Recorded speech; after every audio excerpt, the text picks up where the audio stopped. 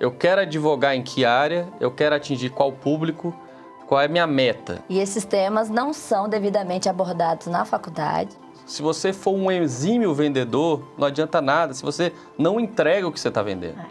E a advocacia já evoluiu e muito e precisa de espaço para se mostrar. Para você passar algumas dicas para quem está começando o escritório, para quem quer inovar no escritório que já tem e para quem não tem escritório. Oi, gente! Começa agora mais um Conversa Legal, um espaço de diálogo sobre os diversos temas do mundo jurídico. E hoje vamos falar sobre algo muito importante: gestão, crises e oportunidades na advocacia.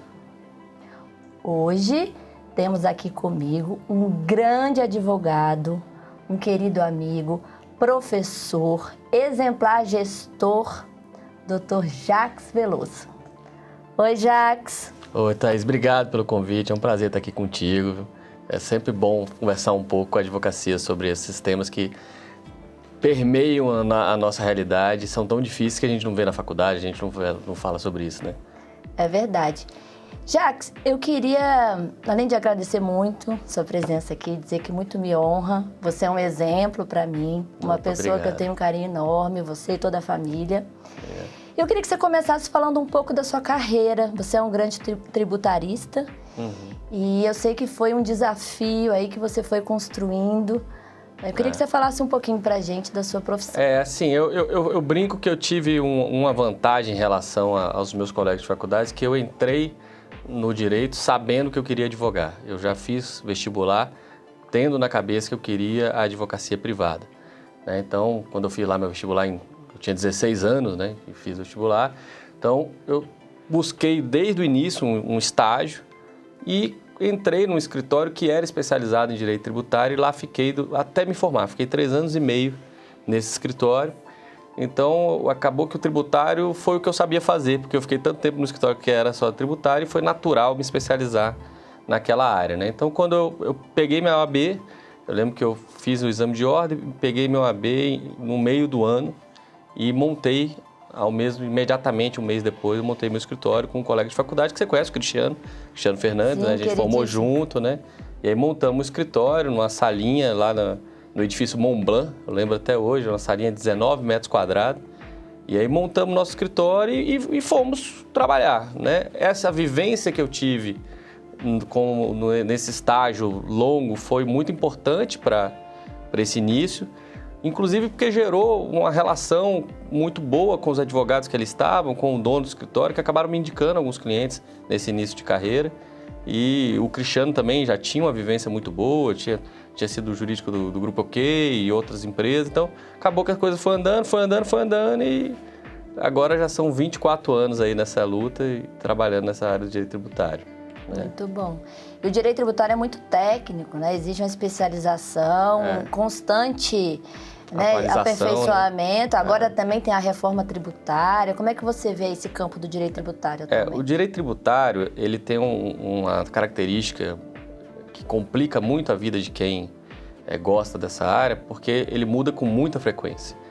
E ele muda não só nas normas mais estruturantes, né? Não é só na Constituição, legislação ordinária, ele muda muito em normas infralegais que, infelizmente, parece que mandam mais do que a Constituição, né? Então você tem lá a portaria, instrução normativa... Eu faço isso no previdenciário. Nossa, também, é horrível isso, inteiro. Porque você chega lá na Receita, o delegado da Receita fala, isso aqui é o que resolve o negócio, né?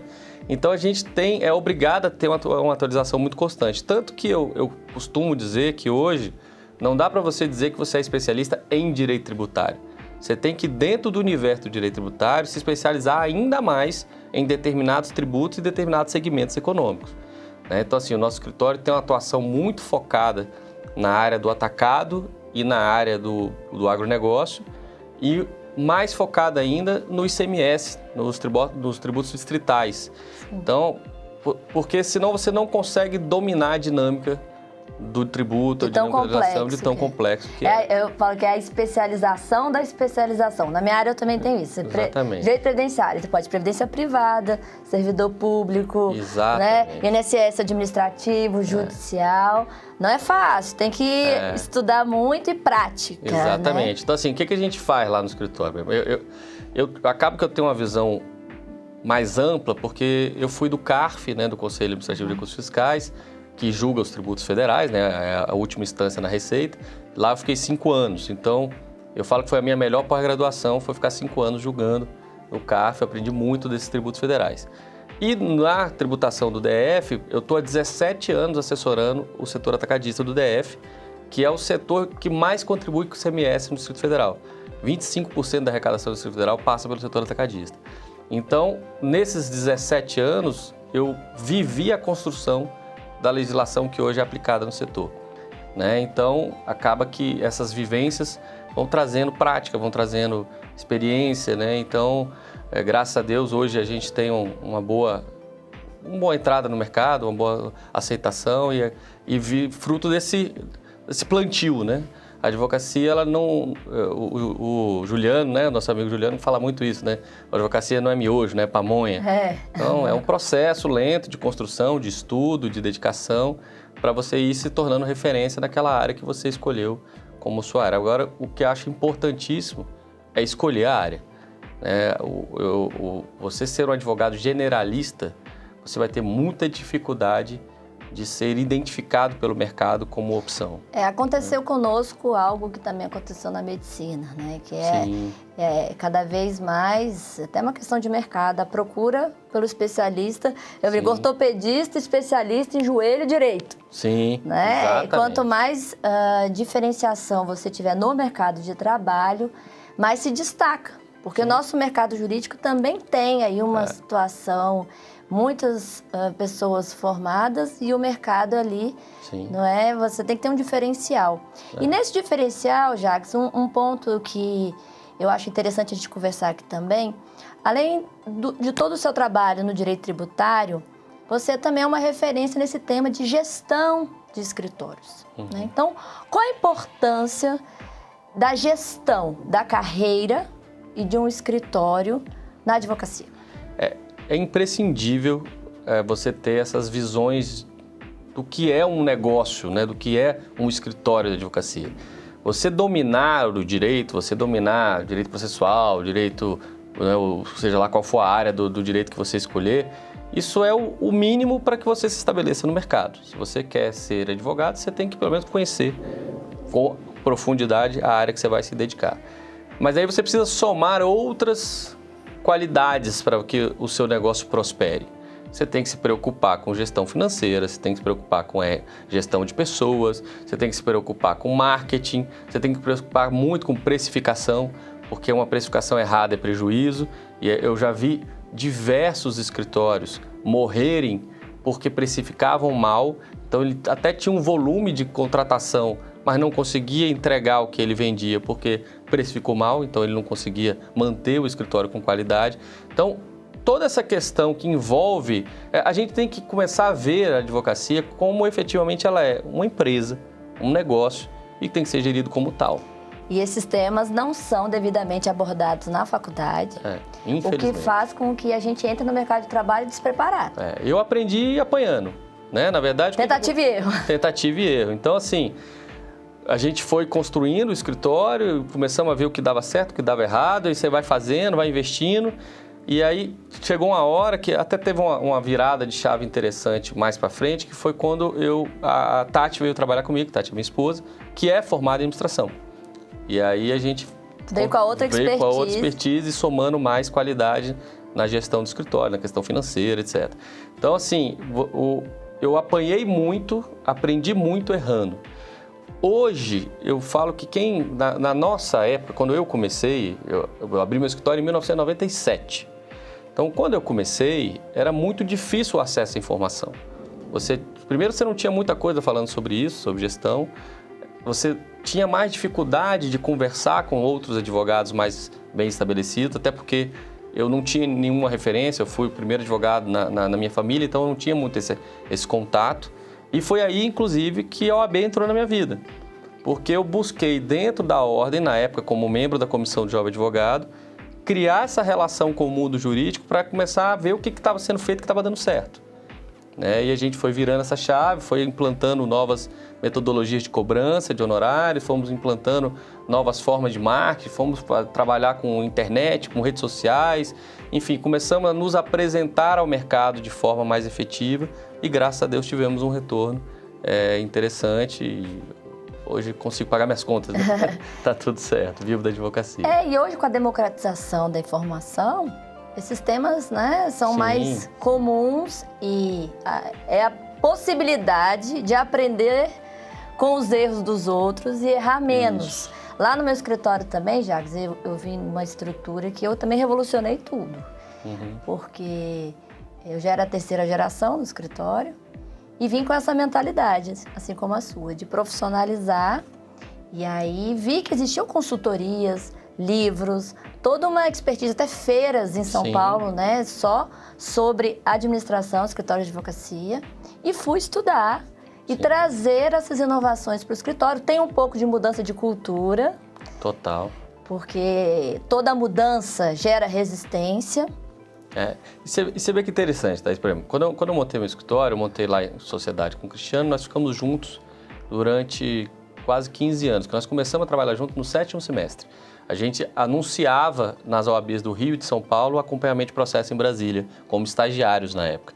Isso antes era algo que efetivamente era muito demandado, porque nós tínhamos os tribunais superiores em Brasília e na época não tinha essa facilidade de internet. Eu lembro que eu era contratado para fazer pesquisa de jurisprudência no STJ, porque as pessoas não conseguiam fazer as pesquisas. O que hoje agora com a... Agora você tem inclusive um mercado, né, que nós aqui de Brasília perdemos. Perdemos. Porque tinham vários escritórios. O meu também começou assim, sendo referência no TST, STJ, STF, depois a segunda geração veio fazendo primeira instância, e aí depois eu na terceira diversifiquei para outras áreas. Porque se você não inovar sempre, pode perder ali as oportunidades. Eu fiz o caminho contrário do seu.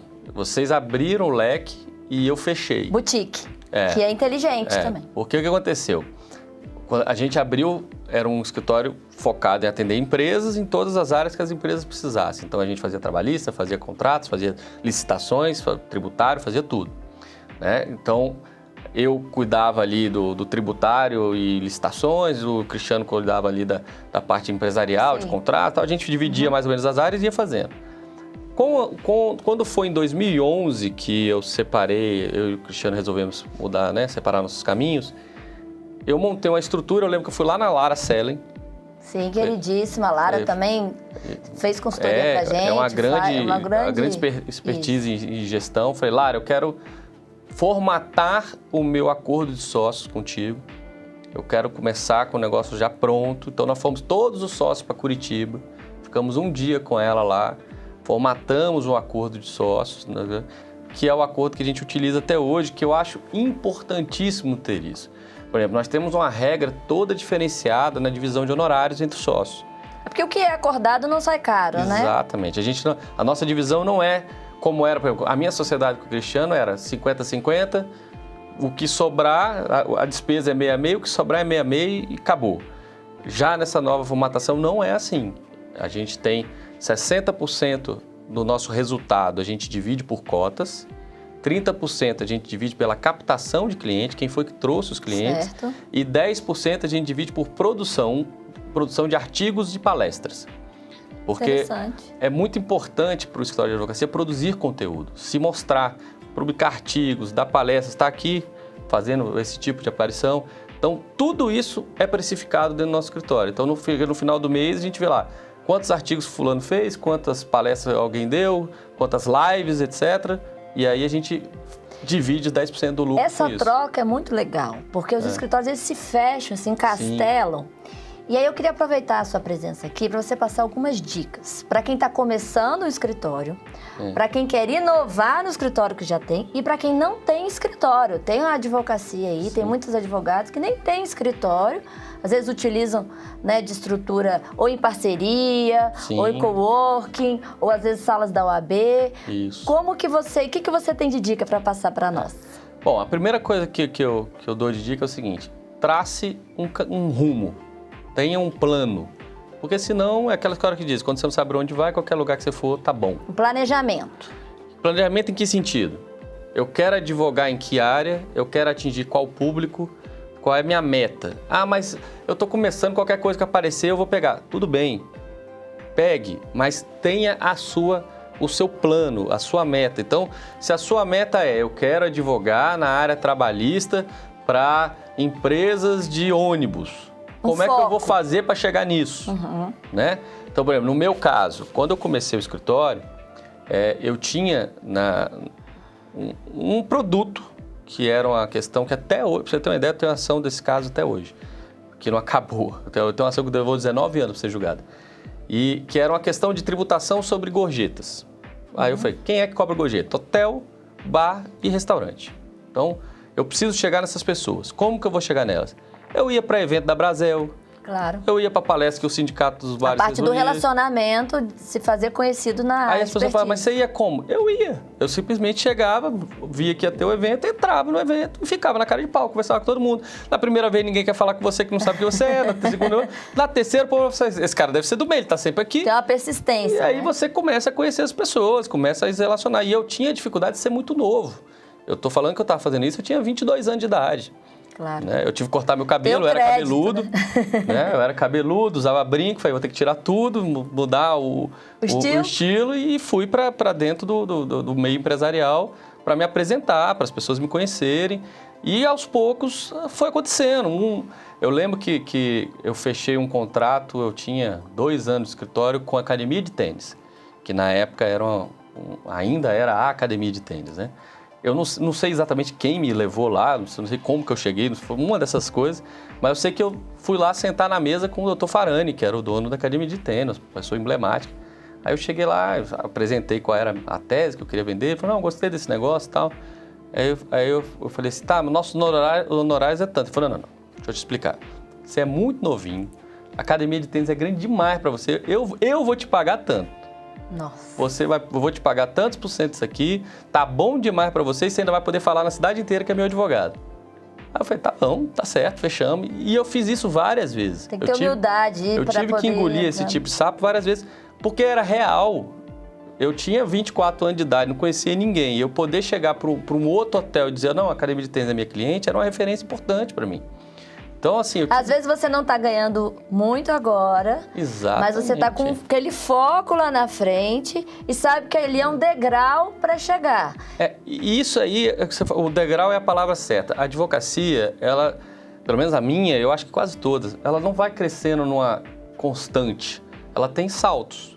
Você pula alguns degraus. Esses saltos são ou uma causa relevante que te dá uma notoriedade, ou um cliente importante que te abre portas, e esses saltos vão acontecendo. Então, por exemplo, hoje eu tenho uma boa articulação, uma boa referência no setor produtivo, né? Eu advogo para o Sindicato Comércio Atacadista, advogo para a Federação da Agricultura, faço trabalho na Federação do Comércio, faço trabalho no Sindicato dos Hotéis, Bares e Restaurantes. Então, o meio empresarial hoje sabe quem eu sou, de tanta gente viver.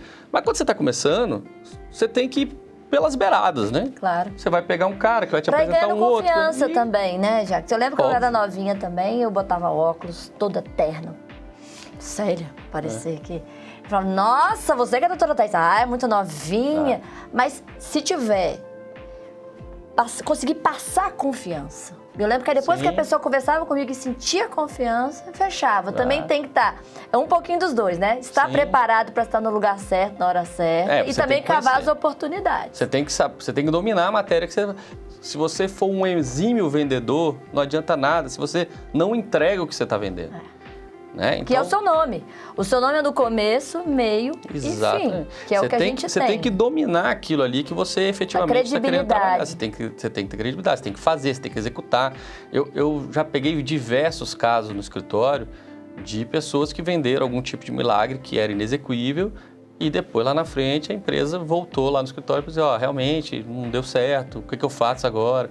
Isso na área tributária isso é recorrente. E em termos de infraestrutura, porque é aquilo que eu falei, hoje você tem que tomar uma decisão também. Vou entrar no escritório grande e ir lá, né, pegar expertise, vou abrir o meu, Ou não tenho condições ainda de abrir o meu escritório, vou pegar minha pastinha, né? Porque são decisões importantes, Sim. porque no dia a dia você tem conta para pagar. Sim. E tem que, óbvio, a gente tem uma responsabilidade, né, no nosso dia a dia. O que você sugere? Eu acho assim, essa decisão ela é uma decisão que é muito individual, mas eu posso dizer a minha decisão. Quando eu trabalhava no escritório há 3 anos e meio, estava já contratado pelo escritório, ganhava muito bem para o padrão do mercado. Esses dias eu achei minha carteira de trabalho, eu ganhava R$ 2.100 em 1996. Então, eu tinha um excelente salário para o padrão, eu já coordenava aquele escritório na época e eu pedi demissão. Tem um pouco também de ousadia, às vezes, né? Pedi demissão, montei meu escritório. E por que eu fiz isso? Eu falei, eu tenho 22 anos de idade, eu não tenho nenhuma responsabilidade com ninguém, eu não tenho ninguém para criar, eu vou arriscar agora. É hora de arriscar. Se for para dar errado, tem que ser agora, e aí eu volto para pedir emprego e para tentar outra coisa. Então, eu acho que a gente às vezes tem que ter um pouco de ousadia para a gente conquistar os nossos sonhos. Você tem que ter ali aquela sua meta, falar assim, agora eu vou encarar, vou correr atrás e vou fazer isso acontecer. Aí a pessoa fala, mas eu não tenho condições de alugar uma sala, eu não tenho condições. Você não precisa nesse primeiro momento. Use as estruturas que estão aí. Você pode fazer um contrato, às vezes, com um coworking desse para usar só uma sala de reunião para receber um cliente. Então, tem coworks belíssimos em Brasília, por exemplo, que você pode fazer um aluguel com a pessoa para usar a sala de reunião e ela atender o telefone para você como se fosse seu escritório. Eu acho legal também, uma ideia interessante, às vezes também é fazer um pool de escritórios, né? Sim. Pessoas com diferentes especialidades, um indica para o outro, porque aí isso também... é muito legal. Isso também é bem legal. Agora a gente está passando por um momento muito difícil, né, Jacques? Essa pandemia, essa crise, o mercado da advocacia que já estava difícil, está pior. Nós temos desafios tanto em relação à clientela, que realmente segura, né, esse custo. Também, por outro lado, nós temos os desafios até das nossas prerrogativas, nesse novo normal do online, né, o domínio das novas tecnologias e, ao mesmo tempo, a manutenção da qualidade no processo e o contato com o cliente. Então, assim, o que você diz para a gente superar esses desafios e também como as entidades, como a OAB, podem contribuir nesse momento? Bom, assim, toda crise tem oportunidades, né? Então, acho que a gente precisa enxergar essas oportunidades e tentar com elas se colocar. Por exemplo, a área de recuperação judicial vai crescer assustadoramente, né? Nós teremos milhares de empresas que precisarão fazer essa recuperação judicial. Desde pequenas empresas a enormes. Então, assim, essa pequena pode ser o cliente daquele que está no início de carreira, né? Então, isso é uma oportunidade que pode ser explorada.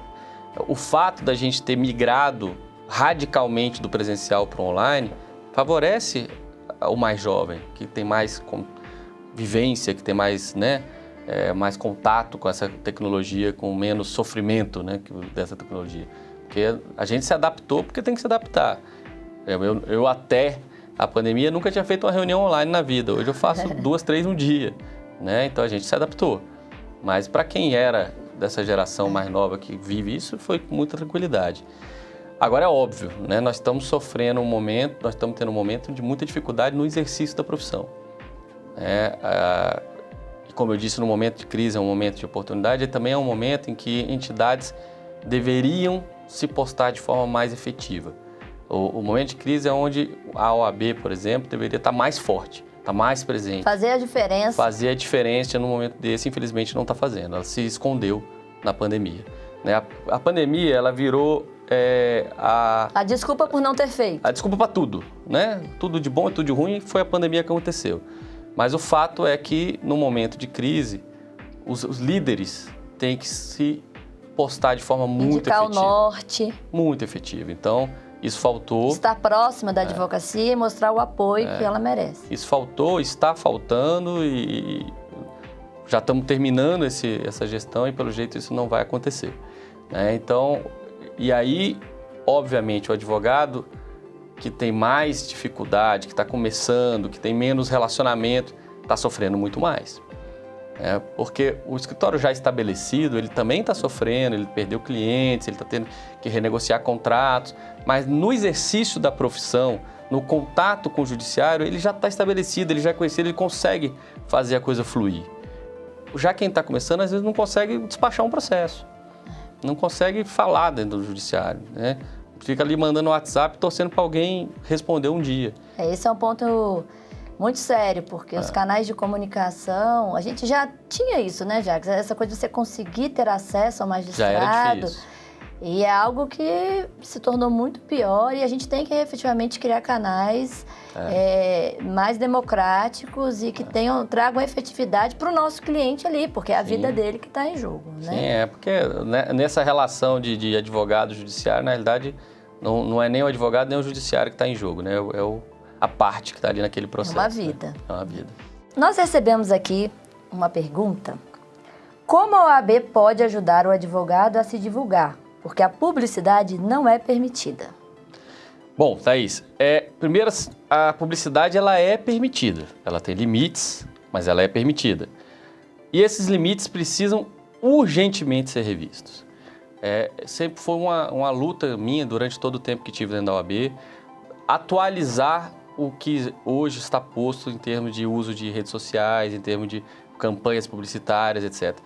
Para mim, a gente está no século anterior e a advocacia já evoluiu e muito e precisa de espaço para se mostrar. As regras restritivas que nós temos hoje, por exemplo, para mim é um absurdo, eu fiquei sabendo que a OAB abriu processo ético contra todos os advogados que fizeram uso do Google AdWords. Para mim é a falta de bom senso um negócio desse, porque quem está começando precisa utilizar essas ferramentas para se mostrar para o mercado. É um meio muito mais democrático para quem está começando a carreira. Seria maravilhoso para mim, se eu estivesse pensando no meu umbigo, dizer assim, não pode nada, porque eu estou estabelecido. Já está estabelecido, exato. E aí eu condeno quem está começando a uma peneira quase intransponível. Então a gente precisa urgentemente rever essas normas. Existe um provimento que está em análise no Conselho Federal, né?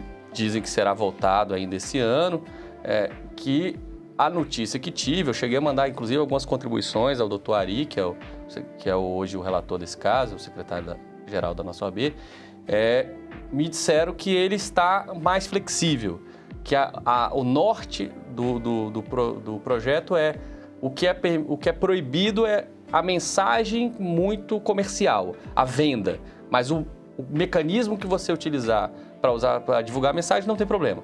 Então, se você não está ali vendendo... Seria modernizar com ética. A lógica é o seguinte, eu não posso chegar e fazer um post assim, compre uma separação e ganhe um habeas corpus, né? No Casas Bahia. Isso que é o caráter mercantil que a gente não quer para a nossa profissão. Mas se eu estou fazendo, por exemplo, um artigo científico e eu quero divulgar ele em Google AdWords, eu quero divulgar em TikTok... Você está democratizando o conteúdo. Eu divulgo onde eu quiser e isso é importante para a advocacia. Quanto mais a população for orientada sobre os seus direitos, sobre o que ela pode ser feito com o auxílio do advogado, mais mercado nós vamos ter. O mercado da advocacia no Brasil tem que evoluir ainda muito. As pessoas fazem muitas coisas, muitos contratos, muitos negócios sem auxílio do advogado e depois dá problema. Claro, porque essa informação, né, ela faz parte da cidadania, de você saber os seus direitos. E aí depende de nós fazer isso e a OAB tem que estimular que isso seja feito e não restringir esse tipo de mecanismo. Uma coisa é vedar, outra coisa é autorizar e colocar limites. Exatamente. Nós já estamos finalizando, eu adorei nossa conversa. E eu gostaria, Jacques, que você dissesse para quem está aqui com a gente aí uma mensagem de como superar esse momento tão difícil. Você que é um ser humano gigante aí, uma pessoa do bem, o que você tem a dizer para quem está ali assistindo a gente? Olha, o que eu queria dizer é o seguinte, vai passar, né? A gente talvez nunca volte ao normal que era antes, mas vai passar e aprenda e se fortaleça com a dificuldade. É a hora de você puxar o melhor de você de dentro, levantar, enfiar a cara, procurar as alternativas, as oportunidades que essa crise gera para sair lá da frente maior do que você entrou nessa confusão toda. A hora é essa da gente se reinventar. Muito bom. Agradeço muito a sua presença. Eu que agradeço. Agradeço você que esteve conosco. Curta, compartilhe, se inscreva no nosso canal. E estaremos aqui também nas minhas redes sociais trazendo questões. Você que tem aí dúvidas, sugestões, fale conosco. Até a próxima!